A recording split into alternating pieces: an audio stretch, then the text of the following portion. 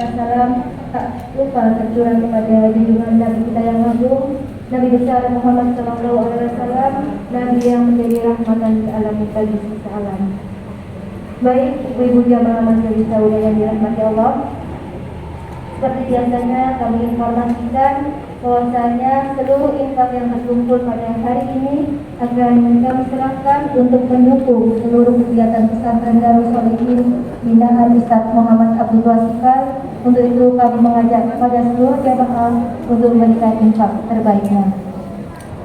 Dan pembahasan kajian pada pagi hari ini masih melanjutkan hadis arba'in nomor 26, dan nanti akan dilanjutkan lagi hadis arba'in nomor 27 dengan tema gelisah dengan dosa. Kepada Ustaz Muhammad Abdul Wasikal kami persilakan.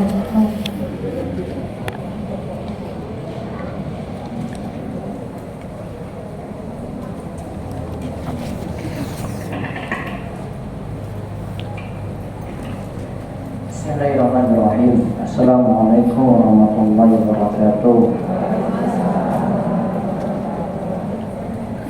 Alhamdulillah, nahmaduhu wa nasta'inuhu wa nastaghfiruh wa na'udzu billahi min shururi anfusina wa min sayyiati a'malina. May yahdihillahu fala mudilla lahu wa may yudlil fala hadiya lahu. Wa asyhadu an la ilaha illallah wahdahu la syarika lahu wa asyhadu anna Muhammadan abduhu wa rasuluh. Allahumma shalli ala nabiyyina Muhammad wa ala alihi wa man tabi'ahum bi ihsan ila yaumiddin. Allahumma anfa'na bima 'allamtana wa 'allimna ma yanfa'una wa zidna ilma. Kita bersyukur pada Allah atas nikmat yang telah Allah berikan kepada kita semuanya. Salawat serta salam semoga tercurah pada junjungan kita sekalian, Nabi agung, Nabi yang mulia, Nabi kita Muhammad Sallallahu Alaihi Wasallam. Baik, kita lanjut, masih tersisa hadis ke-26 dari Arba'in An-Nawawiyah. Saya bacakan hadisnya lagi dulu sekalian. Dari Abu Hurairah radhiyallahu anhu, dia berkata, Rasulullah Sallallahu Alaihi Wasallam bersabda, kullu sulama minan nasi alaihi sadaqah. Setiap persendian manusia diharuskan untuk sedekah. Paling persendiannya ada berapa ini? 200 apa 300 atau wallahu a'lam. Berapa kemarin? 360. Kulla yawmin tatlubu fi syamsu. Setiap harinya ketika matahari terbit. Setiap harinya ketika matahari terbit, maka diberitakan untuk ta'dilu bainal isnaini sadaqah, mendamaikan dua orang yang berselisih, itu termasuk sedekah. Dan dalam rangka mendamaikan boleh berbohong. Berbohong ada 3. Saya pernah jelaskan belum? Berbohong ada 3 yang dibolehkan. Belum ya? Baik. Ada 3 yang dibolehkan.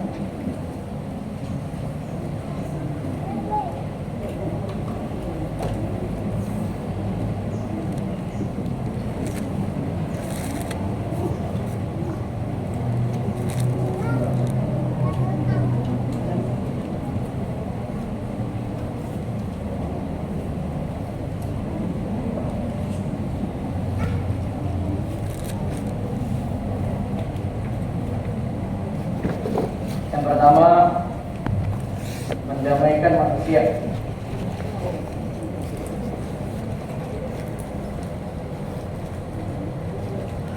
Yang kedua, ketika peperangan.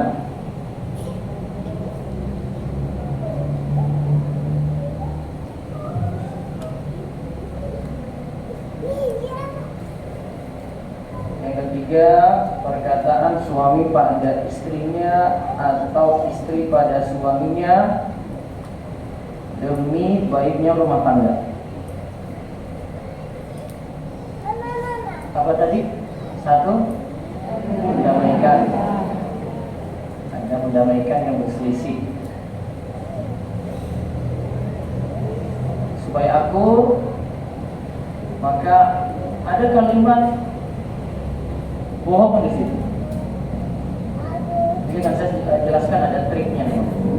Yang kedua, peperangan. Peperangan nggak mungkin nggak ada pengelabuan. Pasti ada pengelabuan di situ. Yang ketiga, apa itu Bu? Perkataan suami pada istri atau istri pada suami. Contoh yang ketiga itu.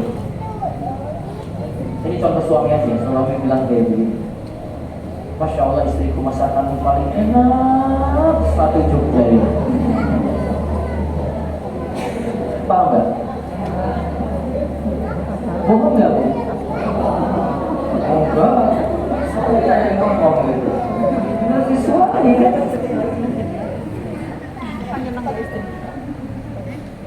Secara realita mungkin enggak. Namun secara perkataan ya bisa dibawa sana sini. Bisa jadi lagi konflik atau lagi berantem, mulai itu kata-kata kayak gini dimainkan. Nah, ada istilahnya itu tauriyah. Tauriyah.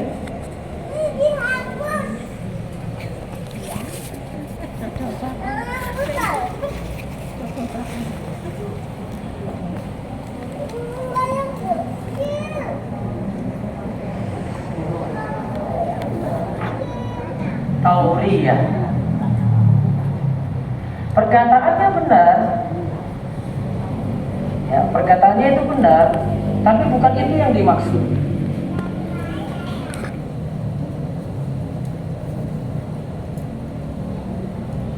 Perkataannya benar, tapi bukan itu yang dimaksud.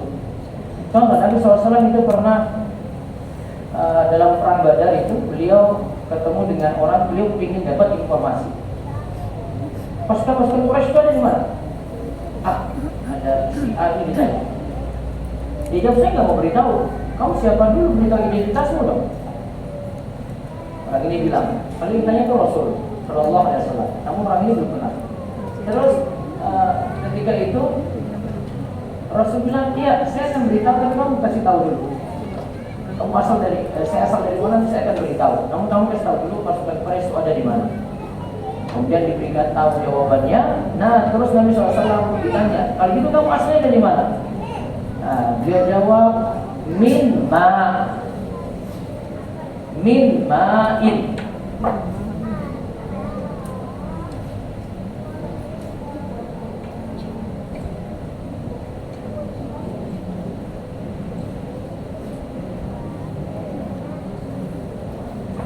Seakan-akan itu jawab tempat.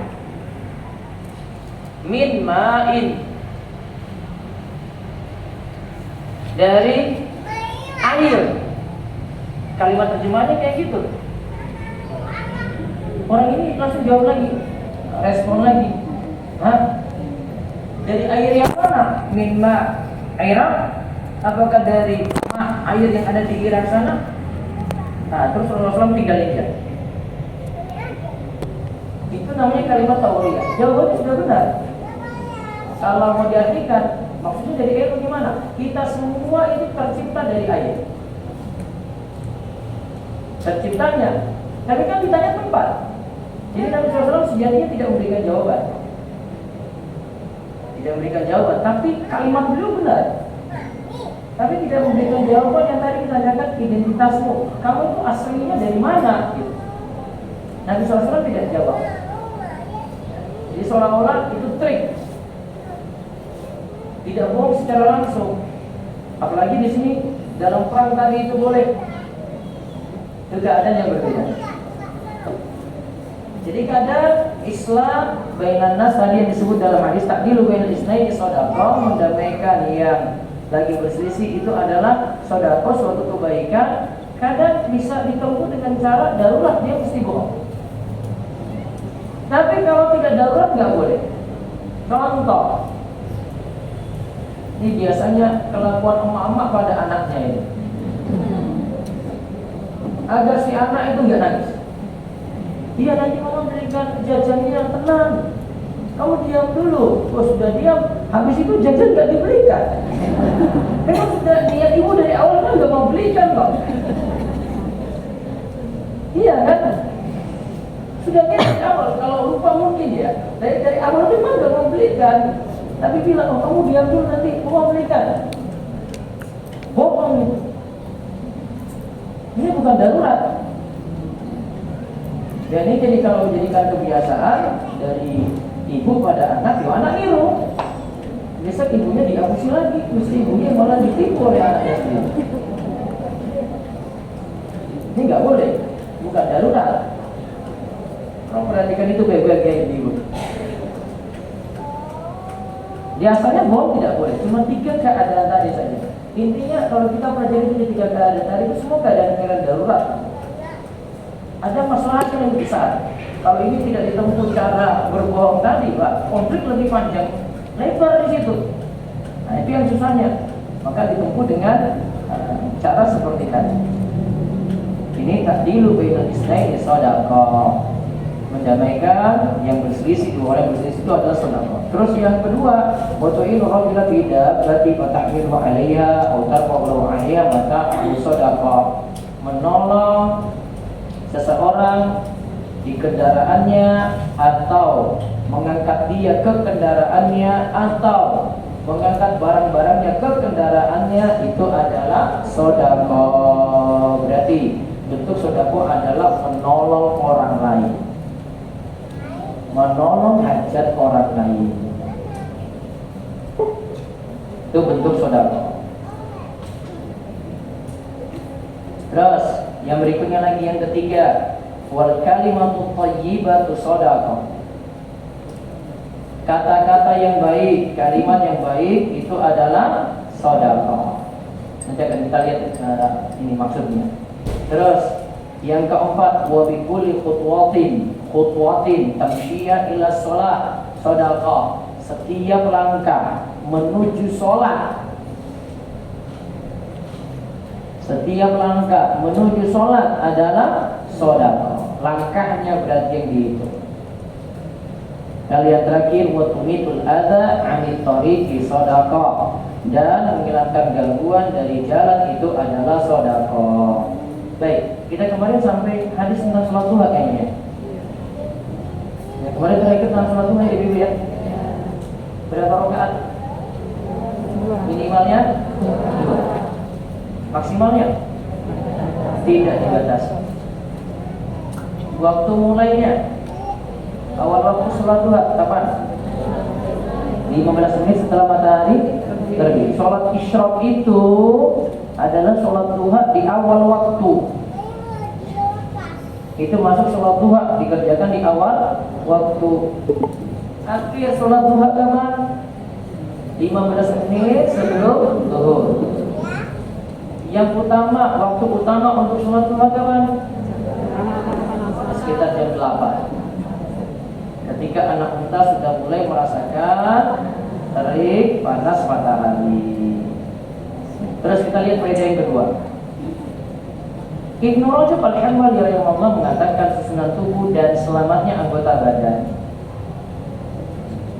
Artinya anggota badan kita itu diberikan kesehatan, keselamatan, merupakan nikmat Allah bagi hambanya. Maka semua tulang dari tubuh ini punya bagian bersedekah sebagai bentuk syukur atas nikmat-nikmat yang diberikan. Jadi anggota badan ini punya keharusan untuk sedekah dengan keadaan apapun, meskipun dalam keadaan sakit. Karena tetap ada anggota tubuh yang bisa kita gunakan untuk ibadah. Nabi Shallallahu Alaihi Wasallam mengatakan di keadaan kita sholat ya, sholli qa'iman. Sholatlah dalam keadaan berdiri. Fa illam tastati' fa qa'idan. Jika engkau tidak mampu, maka sholatlah dalam keadaan duduk. Fa illa tastati' fa ala jambin, jika tidak mampu maka sholatlah dalam keadaan berbaring. Dalam riwayat yang lain dikatakan nanti terlentang. Dalam riwayat yang lain lagi tambahan, kalau tidak bisa lagi isyarat. Ini menandakan keadaan apapun tetap harus ada syukur untuk sholat. Syukur dengan sholat, walaupun dalam keadaan sakit. Sholatnya sesuai kemampuan. Namun bagi yang mampu berdiri untuk sholat wajib disuruh berdiri. Ya, jadi bedakan antara sholat wajib dengan sholat sunnah. Kalau sholat wajib mampu berdiri walaupun sakit tadi disuruh berdiri, Bu.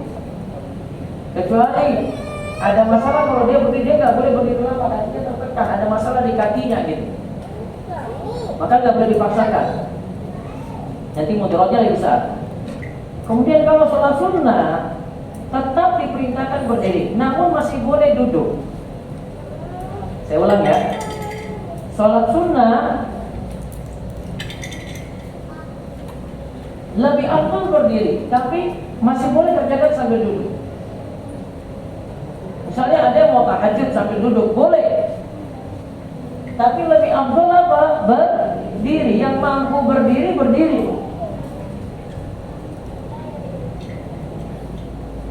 Beda dengan sholat wajib. Kalau wajib, jadi mau berdiri, disuruh berdiri, nggak langsung duduk.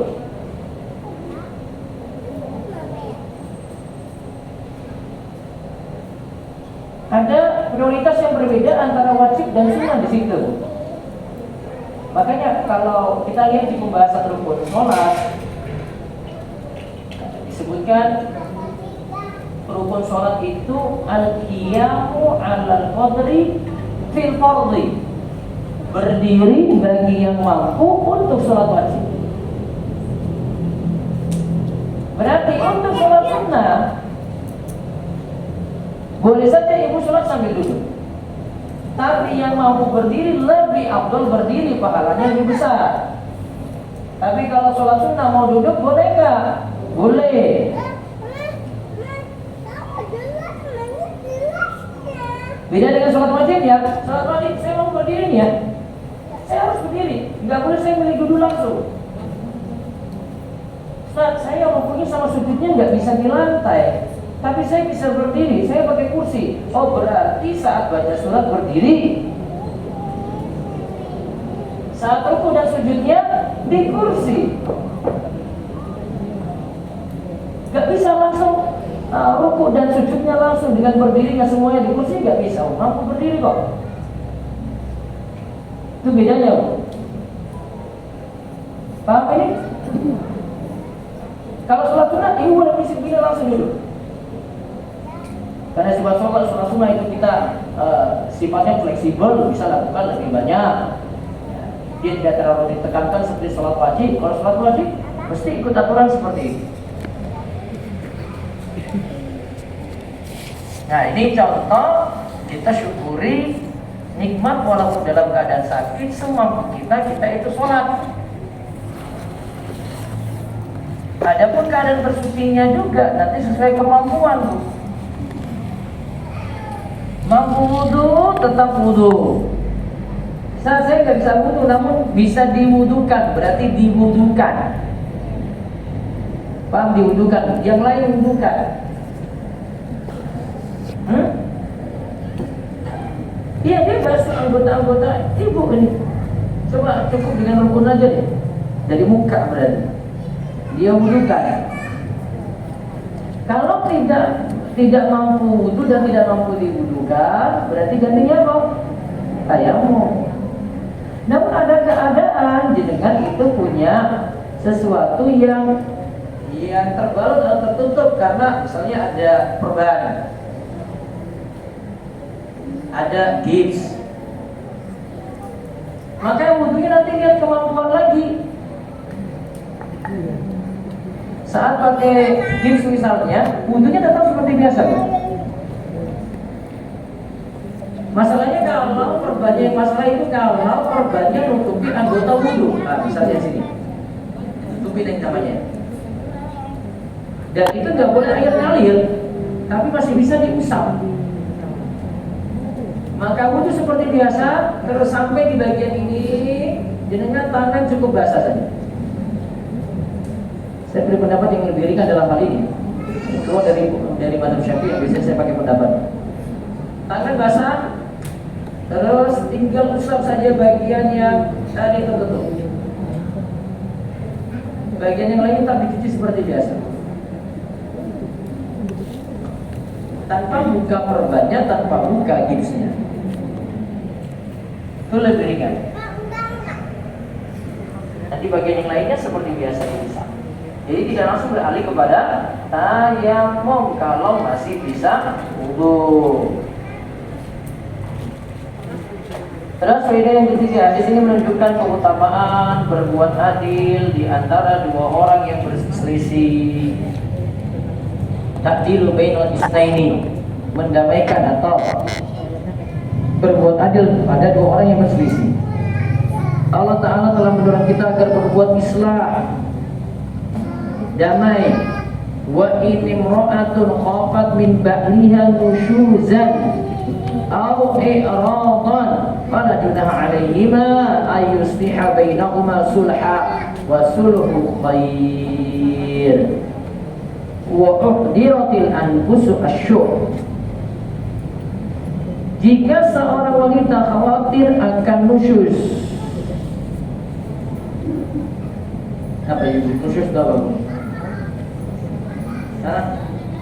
Jika seorang wanita khawatir akan nusyuz atau sikap tidak acuh dari suaminya, maka tidak mengapa bagi keduanya mengadakan perdamaian ya sebenar-benarnya, dan perdamaian itu lebih baik. Walaupun manusia itu tabiatnya itu asyuk, kikir. Secara bahasa nusyuz, ya bahasa saya ini nggak kelihatan kasar. Saya mau bilang nusyuz, saya artikan bebas juga. Saya pernah harus bahasa dulu.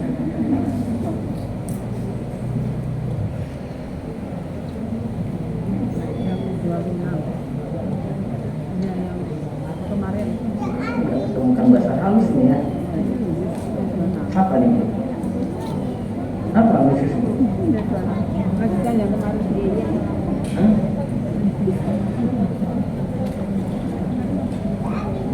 Apa arti nusyuz itu?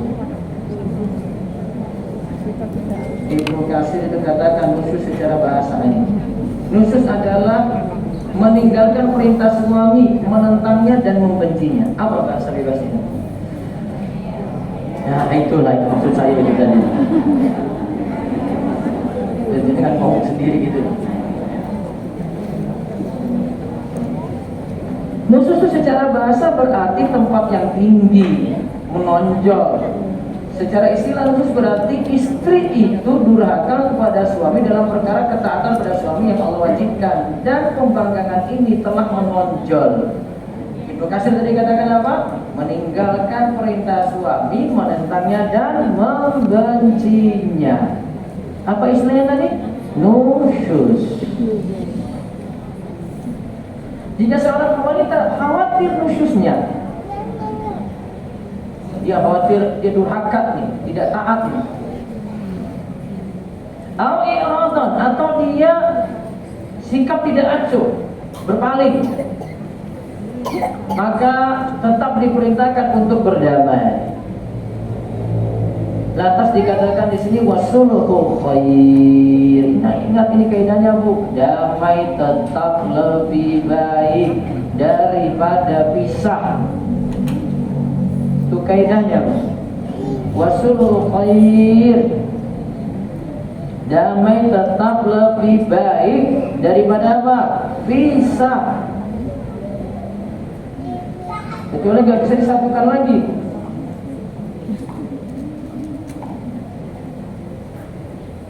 Lalu dikatakan lagi wa uhdiratil anfusu asyuh. Dan karakter atau sifat dasar dari manusia itu asyuh. Syuh itu punya dua sifat, pelit dan tamak.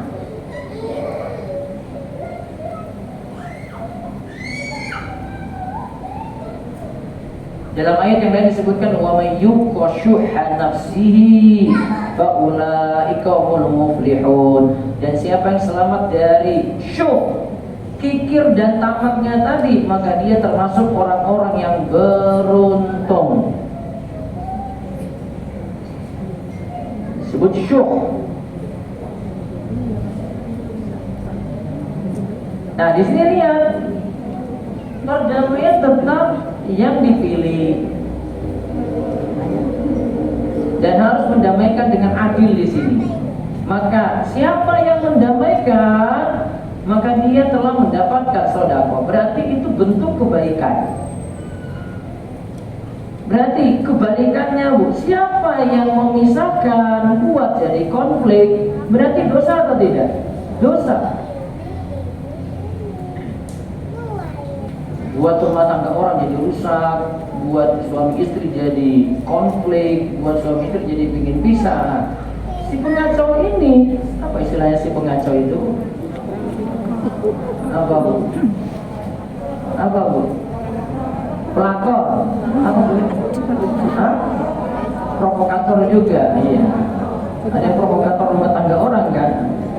Kalau mendamaikan itu diperintahkan, berarti jadi provokator rumah tangga orang, dosa. Pokoknya bisa jadi itu dari keluarga sendiri. Yang panas-panas itu keluarga sendiri, tidak orang lain. Harusnya disatukan, ta'dil bainal isnaini, mendamaikan dua yang berselisih dengan adil. Makanya kadang konflik itu agak berat tuh kalau dari keluarga sendiri yang buat konflik itu. Kalau rata-rata ibu itu dengan mertuanya sendiri, wah, buat berat, sulit menyesuaikan ini. Kalau dapat mertua yang baik, alhamdulillah.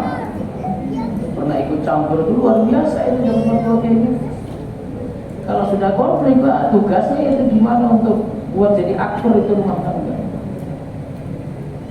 Kemudian faedah yang keempat, dalam hadis ini terdapat dorongan untuk menolong saudara kita, karena melakukan seperti ini termasuk sedekah. Tadi Rasulullah SAW katakan nolong orang lain, naikkan dia di kendaraan, sampai naikkan barang dia juga, karena dulu itu pakai hewan tunggangan, barang-barangnya dinaikkan ke hewan tunggangan tadi.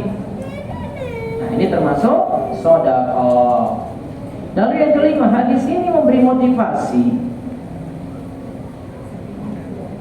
untuk berkata dengan perkataan yang baik. Tadi kalimat thayyibah yang dilihat, kalimat thayyibah, kata-kata yang baik. Hal itu bisa berupa, kata-kata yang baik ini bisa berupa zikir, bisa membaca, baca apa, Bu? WhatsApp. WhatsApp gitu. Macam yang manfaat Al-Quran dan yang lainnya.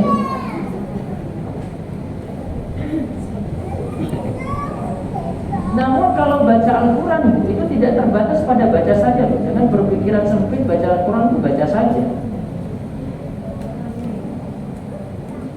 Baca Al-Quran itu lebih umum, kata Imam Ibnu Qayyim.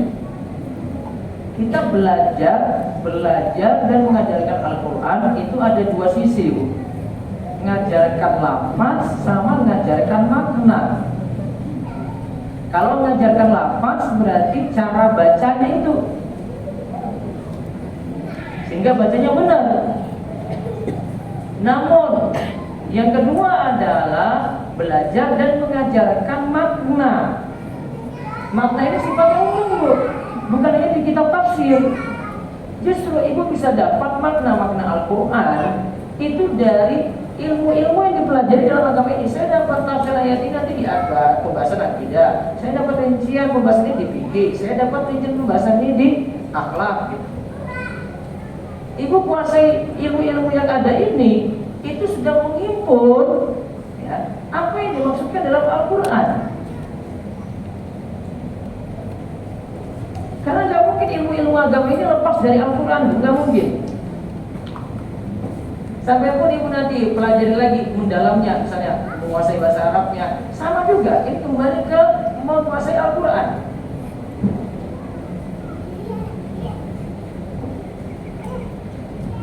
Al-Quran kan terus terjaga. Mujizatnya Al-Quran itu, Bu, di antara mujizatnya bahasanya itu terjaga. Gak akan berubah-ubah loh bahasa Arab itu. Beda dengan bahasa Indonesia. Bahasa Indonesia itu EYD dari dulu itu berubah-ubah terus. Mulai dari zaman SD sampai ibu sekarang itu bolak-balik bahasa itu berubah tuh. Namun dalam bahasa Arab itu dari Al-Quran itu nggak pernah berubah, kaidahnya konsisten terus. Nah, ibu kaji ini sama saja ibu mengkaji makna kan? Nah, itu lagi belajar Al-Quran itu.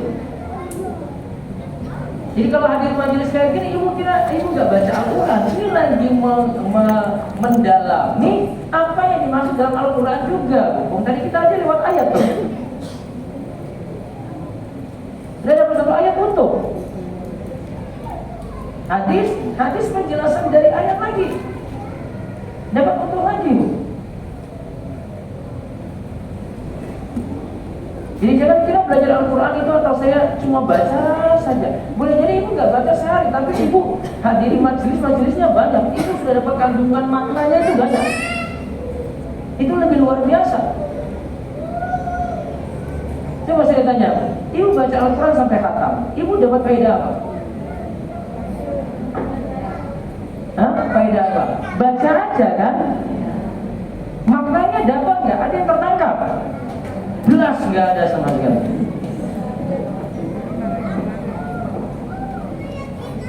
Kalau orang paham bahasa Arab, dia lewati dia bisa paham tuh. Dan kalau nggak paham, terjemah aja nggak buka kan? Kalau terjemah nggak buka, kejar baca saja. Setelah baca, apa kandungan yang ibu dapat dari ayat yang dibaca, Bu? Ada? Hei ibu-ibu, sudah hatam Ustaz. Yang penting kan hatam. Iya, sudah dapat pahala dari situ, Bu. Iya, betul. Sudah dihitung pahala tuh. Namun apa? Dapat kandungan-kandungannya? Enggak.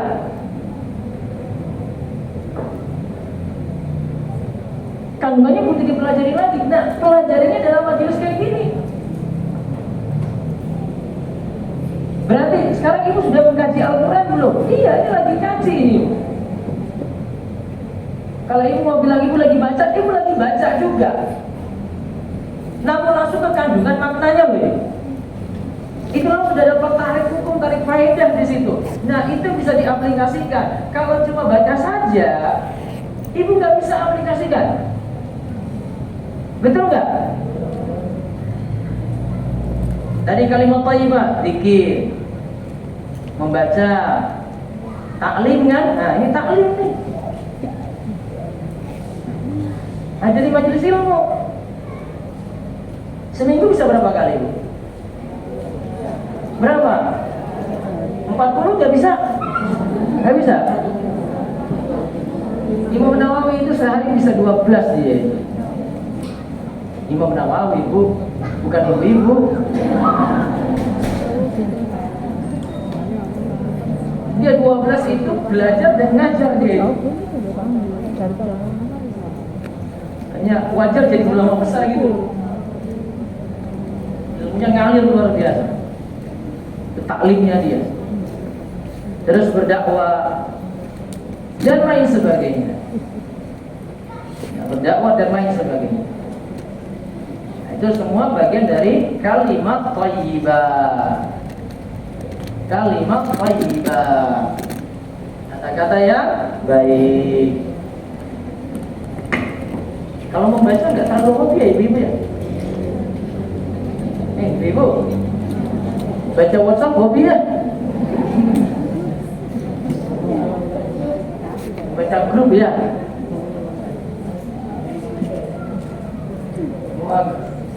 Minat baca orang Indonesia itu lemah. Kalau sudah viral nggak mau baca sampai bawah. Padahal judulnya clickbait aja itu biar orang cepat baca. Bawah enggak. Kebiasaan baca, kebiasaan nulis kurang gitu. Terus lihat keutamaan berdakwah. Ini kalimat thayyibah tadi ya. Man dalla ala khair falahu mislu ajri fa'ilihi. Siapa yang menunjukkan orang lain kepada kebaikan, maka baginya pahala seperti orang yang mengerjakannya, walaupun cuma ngajak teman untuk datangi kajian, ada bagian pahala juga Bu itu. Ibu lewat depan rumah tetangga aja, Bu, saya pergi dulu ya. Besok dia penasaran, mau pergi kemana? Lewat lagi itu, assalamualaikum Bu. Nah, lewat aja, gak usah ngajak dulu deh. Ini pagi-pagi jam 8:30 sudah berangkat, ibu-ibu aneh aja ini pakai pakaian kayak gini, ngapain? Paling ditanya mau qasidahan di mana?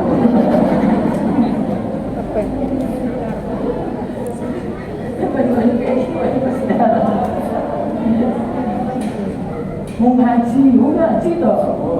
Kan ditanya-tanya setelah itu. Awal cuma lewat aja. Besok lewat lagi.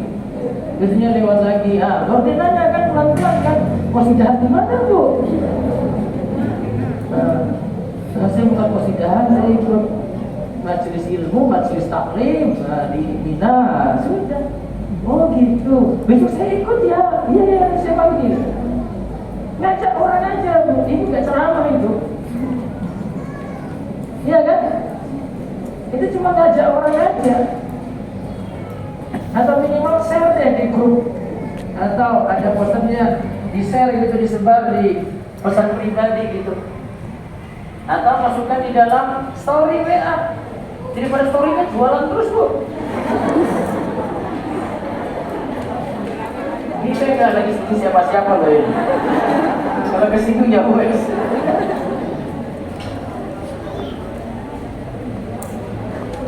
Karena saya nyinggung orang tuh kayak gitu.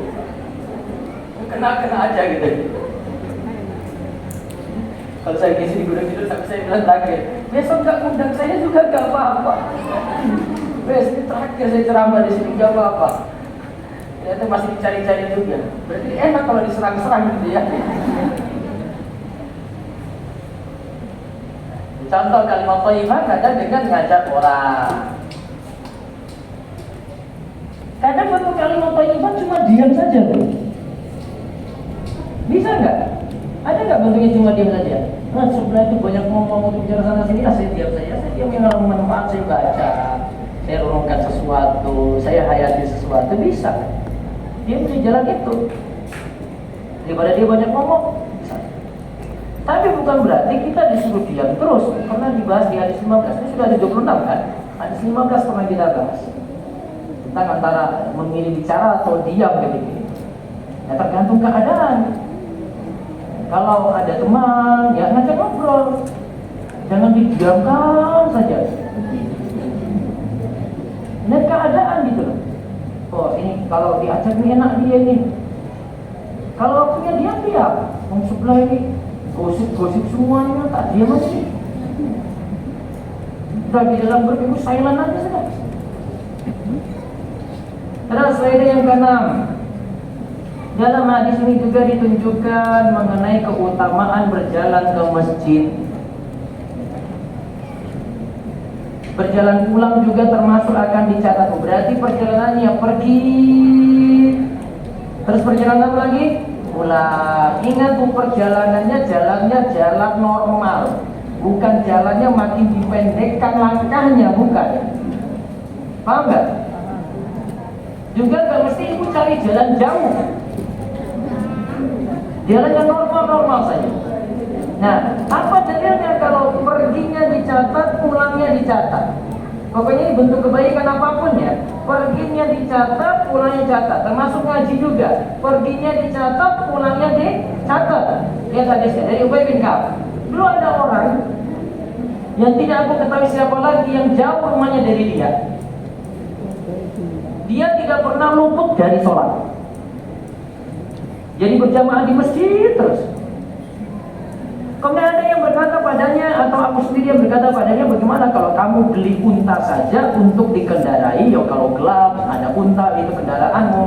Dan ketika tangan dalam keadaan panas, jadi dalam keadaan panas juga enak ketika jalan. Karena orang tadi mengatakan, aku tidaklah senang jika di rumahku hanya di samping masjid saja. Aku ingin dicatat bagiku langkah kakiku menuju masjid. Jadi perginya ya. Dan aku ingin dicatat pula ketika aku pulang kembali ke keluargaku, ke rumahku. Rasulullah sallallahu alaihi wasallam bersabda, "Qad jama'a Allahu laka dzalika kullahu." Sungguh Allah telah mencatat bagimu seluruhnya. Berarti perjalanan pergi dicatat, perjalanan pulang dicatat. Inilah dalil umum untuk semua kegiatan baik. Pergi dan pulangnya dicatat. Dan inilah yang jadi dalil keutamaan berada di majlis offline. Betul nggak Bu? Kalau online ada pergi pulangnya Bu? Hah? Ada pergi pulangnya? Cuma cari sinyal aja kok. Sinyal ada atau enggak itu aja kan? Kuat atau tidak? Pengorbanannya beda. Berarti lebih utama mana, offline atau online? Offline. Lebih utama ibu ngaji, cara apapun.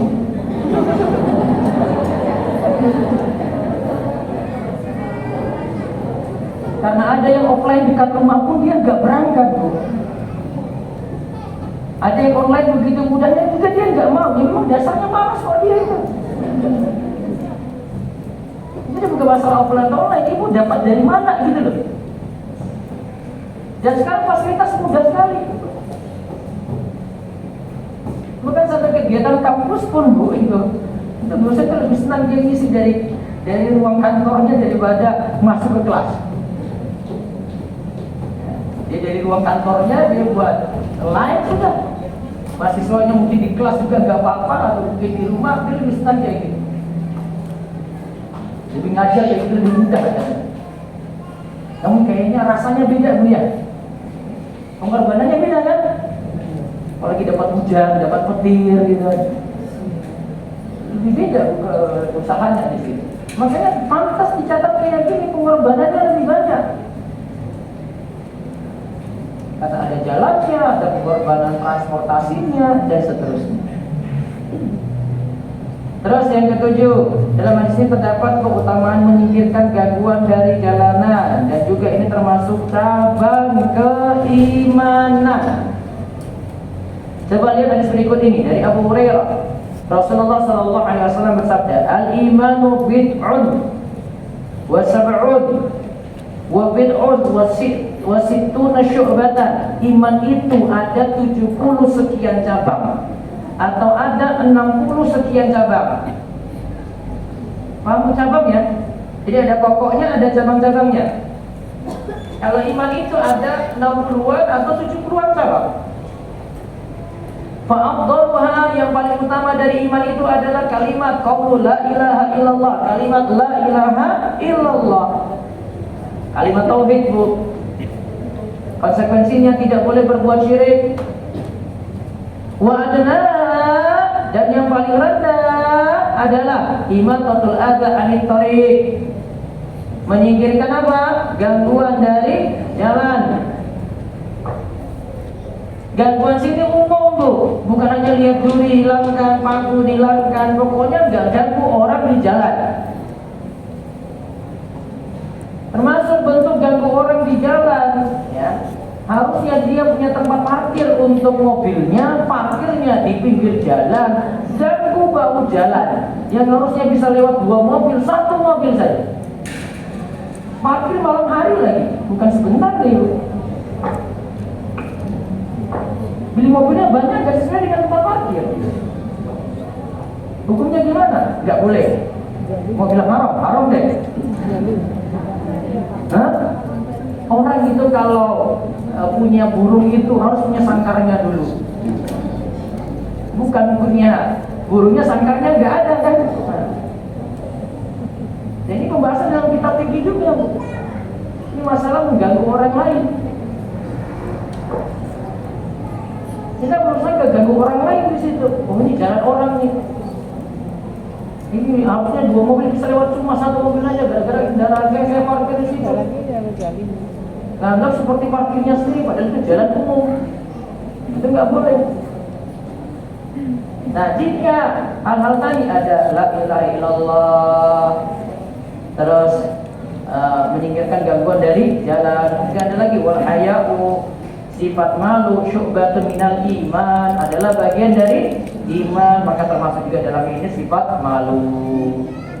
Dulu pernah kita bahas di hadis ke-20, sifat malu yang dimaksud sini adalah malu yang membuat kita jadi taat dan tinggalkan maksiat. Itu baru malu yang benar, bukan malu yang akhirnya buat kita ibadahnya nggak jalan, maksiatnya jalan terus. Kembali, malu yang dimaksud sini yang dipuji adalah malu yang membuat kita semakin taat. Saya malu nih pada Allah, saya sudah kasih rezeki banyak pun nggak sholat-sholat. Sifat malu yang bagus. Atau saya malu pada Allah, kok saya buat maksiat terus, kok dapat rezeki saya buat maksiat terus. Itu malu yang bagus. Namun karena kalau malunya itu dia berbuat maksiat karena saya mau sama temannya, saya kumpul-kumpul dengan mereka lagi nih. Ya nggak apa-apa, bareng-bareng mereka maksiatnya.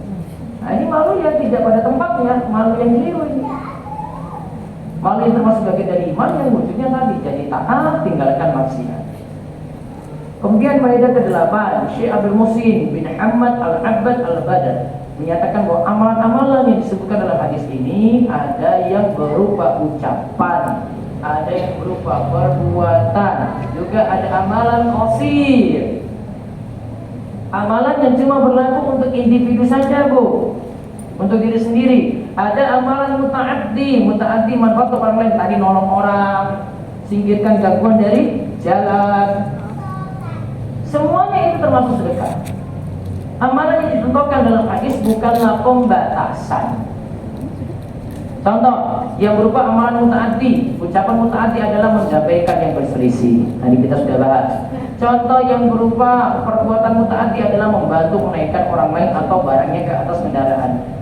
Adapun kalimat yang baik seperti zikir, doa, baca Quran, mengajarkan ilmu, taklim tadi ya, amal ma'ruf nahi munkar, ada yang termasuk amalan qasir. Amalan untuk diri sendiri seperti saya zikir pagi, itu amalan untuk diri sendiri tuh. Zikir petang, itu amalan untuk diri sendiri. Zikir ba'da sholat, amalan untuk diri sendiri.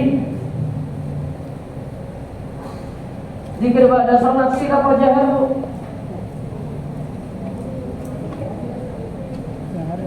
Sir apa jahar? Zikir ba'da sholat asalnya sir. Dan itu pendapat dalam mazhab Syafi'i.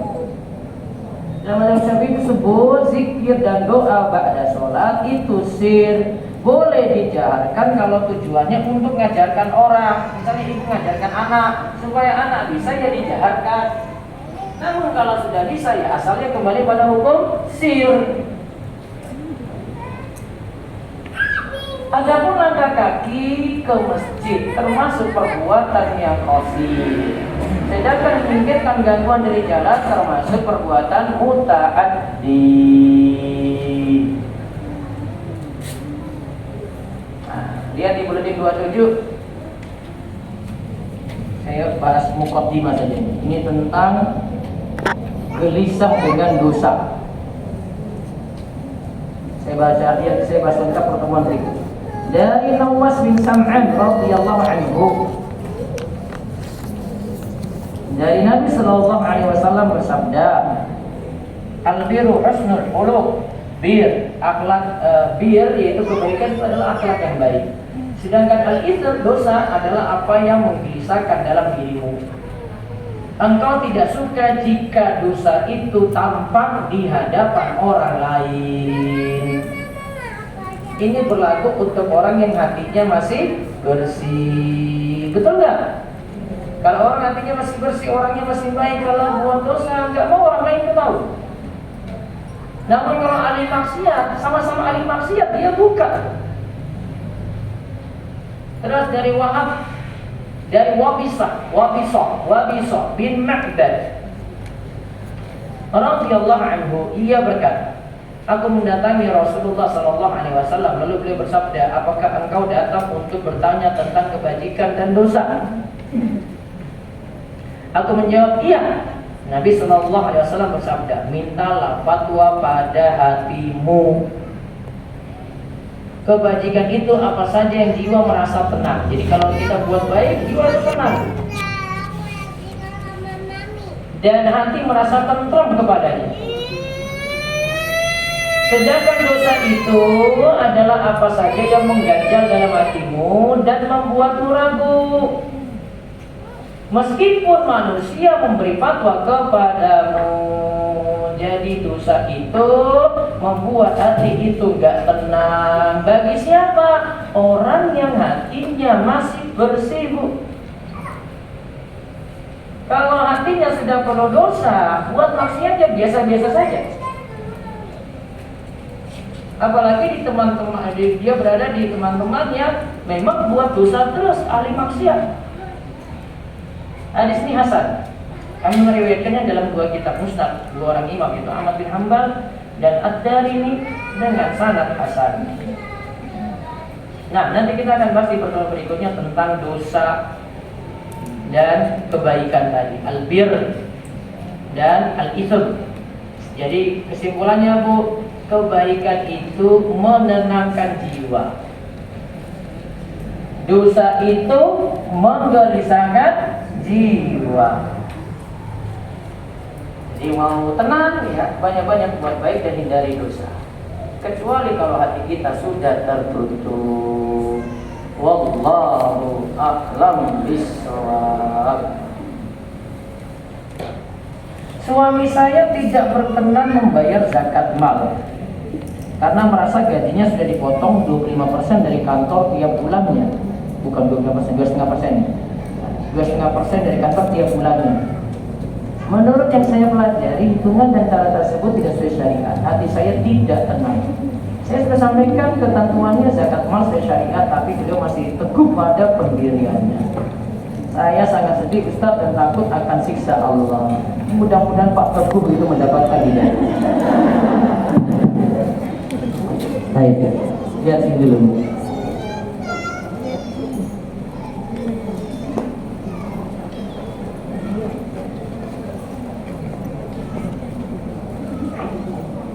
Ada yang punya gaji tiap bulan. Saya nganggap saya pakai stok perak aja ini. Belum pernah saya jelaskan. Stok perak itu taruhlah 6 juta ya. Berarti punya simpanan 6 juta kena zakatnya. Nah, lihat.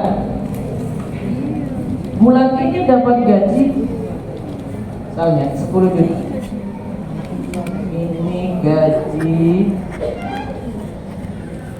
Ini bulan apa, Bu? Hijriah. Besok sudah Rabiul Akhir.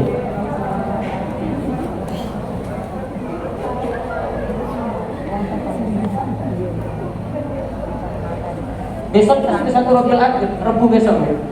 Sekarang 30 Rabiul Awal. Besok sudah Rabiul Akhir.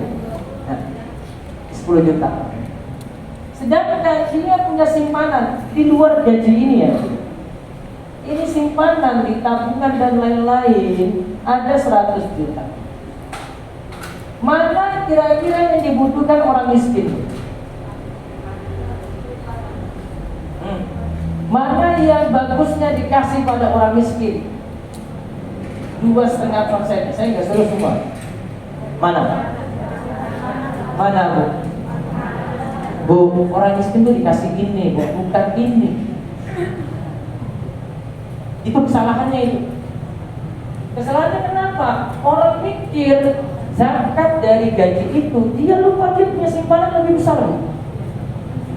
Biasanya sudah mikir ini, nggak mau mikir ini. Kalau ibu mikir 2 nggak apa-apa, bagus. Ya wes ini ngasih tiap bulan lah. Nah, tiap bulan 2,5%. Tapi ingat masih punya tabungan tak? Ini tiap tahun nanti. Kalau ibu mikir dua-duanya atau suami mikirkan dua-duanya, bagus sekali. Namun kalau ibu mikir cuma ini saja, Bu, orang miskin minta yang ini, yang besar ini. bukan yang ini. Cara berpikirnya kayak gitu. Bisa jadi 10 juta, 1 M di sini besar lagi. Ini yang diberi pada orang miskin untuk yang ini. Karena tadi cuma mikirnya dikira sudah bayar zakat. Nah, orang miskin kan yang gini. Ini yang dituntut. Saya nggak tahu aturan zakat profesi itu di pemerintahan bagaimana. Apa ini kena, ini juga kena. Seharusnya kalau mau benar, ini juga ini kena, ini juga kena dong. Gitu cara mikirnya. Dua-duanya. Kalau dua-duanya aman. Kalau mau cuma satunya yang mana bu? Simpanan semuanya total. Jelas? Nah itulah sebabnya saya kurang setuju kalau cuma dipotong ini. Akhirnya nganggap, seperti cerita ibu, nganggap sudah bayar zakat yang ini nggak perlu dikeluarkan lagi.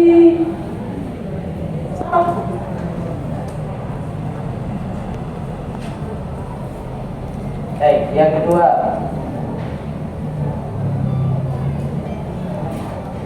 kemarin saya datang ke suatu kajian. Sebaiknya seorang wanita itu sholat di masjid, walau tidak harus setiap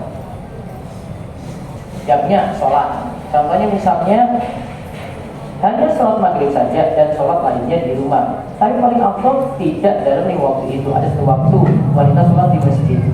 Kalau mengatakan seperti ini, kalimatnya harus dia bilang cuma boleh saja. Sedangkan wanita tempat terbaik tetap di rumah. Kalau memang lebih afdal di masjid, tolong bawakan dalil. Karena ada seorang sahabat wanita saja itu minta pada Nabi SAW, saya ingin sholat di Masjid Nabawi, jadi jamaah kamu wahai Rasulullah. Nabi SAW katakan, walaupun ini Masjid Nabawi 1000 kalinya, Nabi suruh kamu sholat di kamarmu, lebih baik daripada di ruang tamumu. Kalau enggak kamu sholat di ruang tamumu, lebih baik daripada masjid kampungmu, dan lebih baik daripada masjidku ini, kata Nabi. Itu saja Nabi SAW suruh seperti itu. Dan hadisnya tegas, khairu masajidin nisa qaqru buyutihim. Sebaik-baik tempat sholat bagi wanita itu adalah di bagian dalam dari rumahnya. Kalimat ini bukan menafikan ibu nggak boleh ke masjid, enggak. Boleh. Tapi kalau mengharuskan ada sholat yang ibu harus jadikan di masjid, mengharuskan ya, ingat kalimat saya, kalau mengharuskan, tolong bawakan dalil juga aja. Kalau tidak ada dalil ya nggak boleh maksa. Karena ada di antara wanita, di antara ibu-ibu ini, ada yang memang nggak bisa ke masjid, mau ngurus anak. Urusan anak saya ditinggal nangis terus. Nah, mau pinjam di masjid, nanti zolimi anaknya. Kan nggak bisa dipaksakan kalau untuk wanita. Kalau laki-laki ya ambillah ke masjid, afdalnya dia ke masjid. Kalau wanita cuma pilihan saja. Dan itu yang ada dalam kitab fikih Syafi'i dan mazhab-mazhab yang lainnya juga demikian. Bagaimana hukumnya jika suatu pondok pesantren mendapat bantuan dari suatu bank? Kalau banknya konvensional tidak boleh. Wallahu a'lam. Kalau syariah masih boleh karena dari sisi transaksi dia masih lebih aman daripada konvensional. Bagaimana kalau mantan suami tidak menafkahi anaknya dengan alasan tidak mampu, padahal dia sudah menikah kembali dan punya anak? Kalau memang anak ini tidak ada yang tanggung jawab lagi, berarti masih tanggung jawab dari bapaknya yang dulu, maka tetap yang bapaknya tetap menafkahinya. Jika kita punya deposito, tapi hasil dari deposito tiap bulan tidak diambil, tapi langsung diberikan untuk sedekah seperti untuk anak yatim, gimanakah hukumnya? Boleh. Sekadar ini ya, untuk sedekah. Saya tanya dulu ini deposito bagaimana?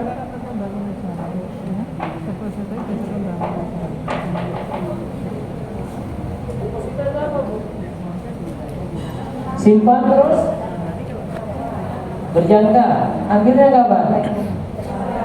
Baik. Ibu dapat keuntungan nggak dari deposito? Iya. Hah? Dapat. Dapat. Depositonya Baik, itu kita bagi hasil atau pinjamkan pada pihak bank untuk dapat hasil. Depositonya ditaruh di bank, habisnya dapat uang negara. Hah? Baik, sekarang pahami transaksinya dulu.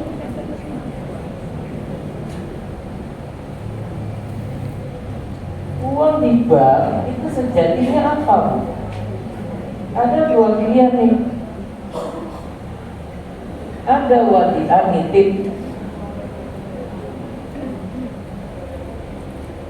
ada kordon meminjamkan,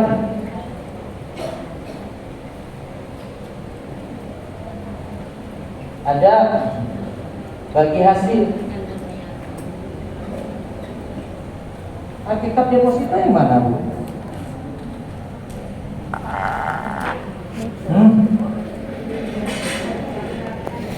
Nitip itu nggak boleh dipakai uangnya, Bu. Nitip, Bu, saya nitip tas saya dulu ya, Bu. Ibu boleh pakai tas saya atau tidak?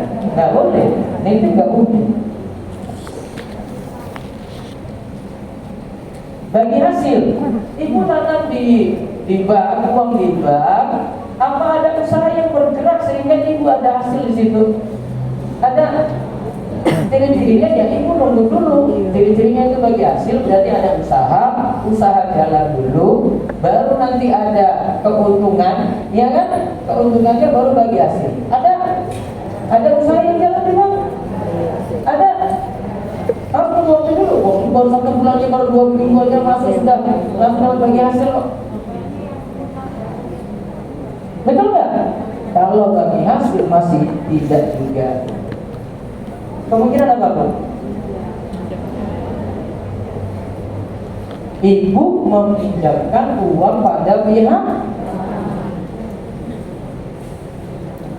Aturannya gimana, Bu? Ingat, kaidah untuk qardun harus raddul misli, mengembalikan sama. Kaidah qardun itu raddul misli, mengembalikan sama. Uang berapa? Deposito 100 juta. Harus kembali berapa, Bu? Dalam deposito nambah atau? Ya wis, sudah terjawab. Bagi tambahannya apa, Bu? Riba. Jadi tidak usah dimanfaatkan tambahannya. Terus dipakai untuk apa? Kepentingan umum. Untuk apa? Boleh dipakai, yang penting tidak untuk kepentingan masjid. Kasih fakir miskin boleh, kasih orang yang terlilit hutang boleh. Yang penting tidak dipakai buah, tidak boleh dipakai. Tidak boleh pakai pribadi. Yang kedua, tidak boleh pakai untuk sumbang masjid. Dua itu aja nih.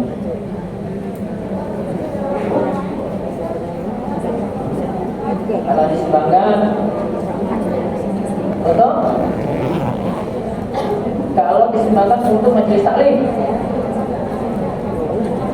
ini Bu ini di posisi yang mana? Menerima atau yang kasih? Hah? Bu ini menerima? Menerima? Kok ibu tahu dari mana? Uang itu dari uang masalah? Diberitahu? Kalau diberitahu jangan terima. Tapi kalau tidak diberitahu ambil aja. Tidak. Ya makanya gak usah nanya-nanya. Oh iya Bu, makasih Bu. Gitu. Si Mas Nur banyak nanya. Kalau banyak nanya, sudah kemudian saya nggak mau pakai. Ya kan? Tapi kalau nggak tahu, dikasih tiba-tiba uang 5 juta. Bu dari mana? Kan nggak usah nanya, nanti ketahuan. Pakai. Misalnya, kalau nggak diambil, nanti kasih ke selain tujuan apa? Masjid, selain pakai pribadi. Nraktir teman nggak boleh, makan sendiri dong.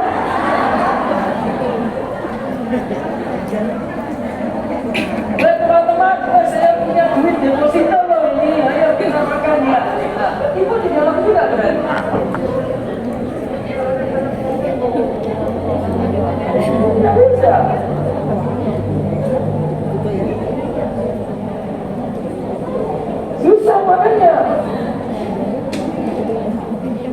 Ada lagi? Gak ada ya? Gak ada, kayaknya sudah paham terus. Sudah boleh. Mana satu ya?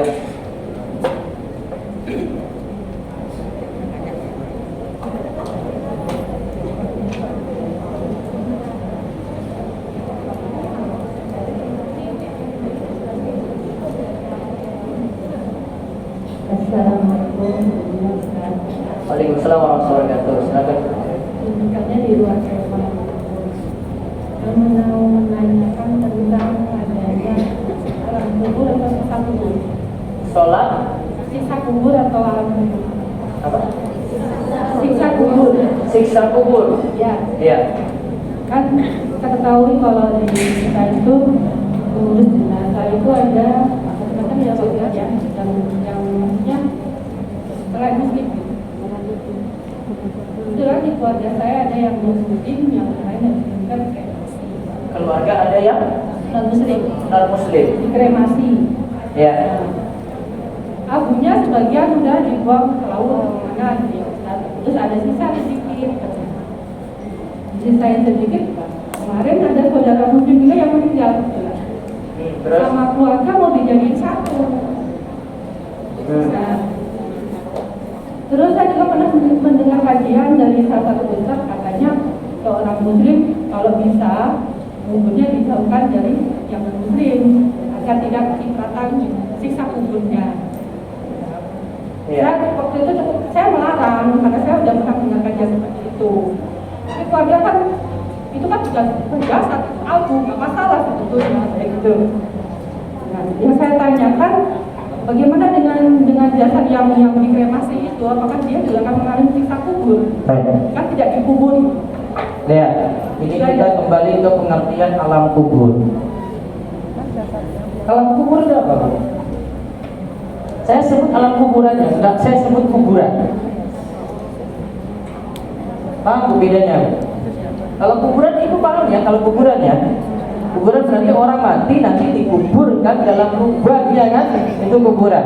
Kalau alam kubur, ini alam dunia.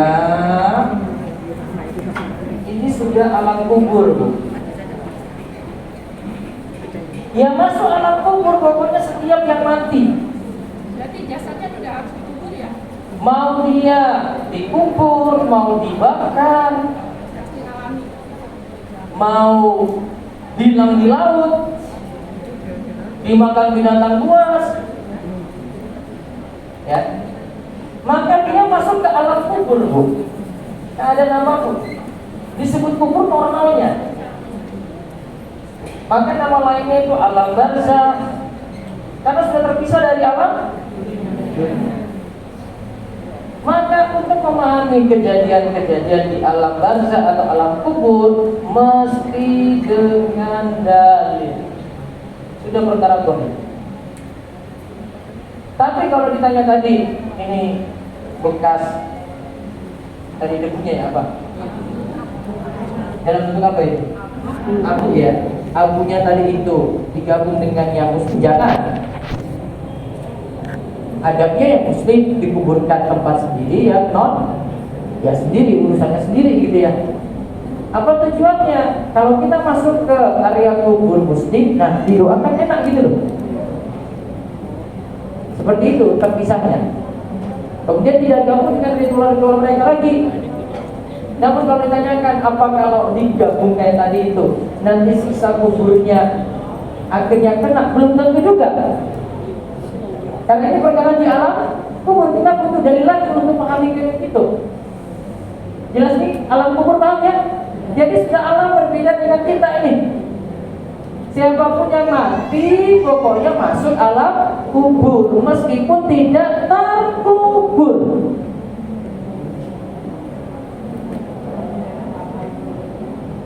Ingat, sudah beda alam ini ya, sudah beda alam ya.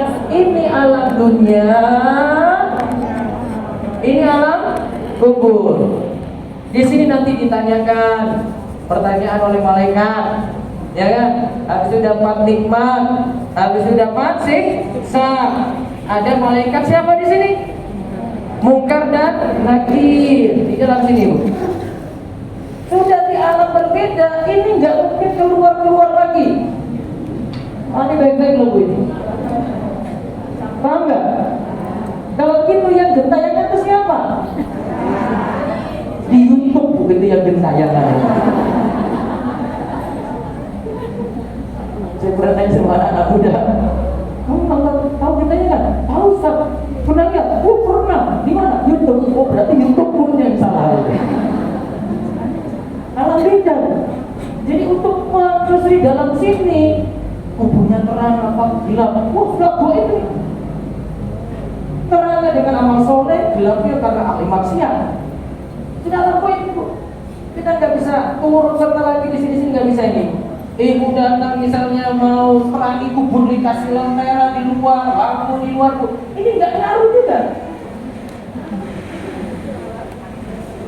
Paham ini, Bu? Sebelum pergi ibu nanti tuntun nanti si yang dikubur ini jenazahnya. Nanti kalau malaikat ingkar nakir datang nanya soporohmu, sopo nabimu, apa agamamu, jawab dia gini ya gini. Terus dalam balik lagi mana? Ini perkara beda alam. Jelas ini? Gentayangan tadi gimana, Bu? Itu. Logikanya apa cara pikirnya?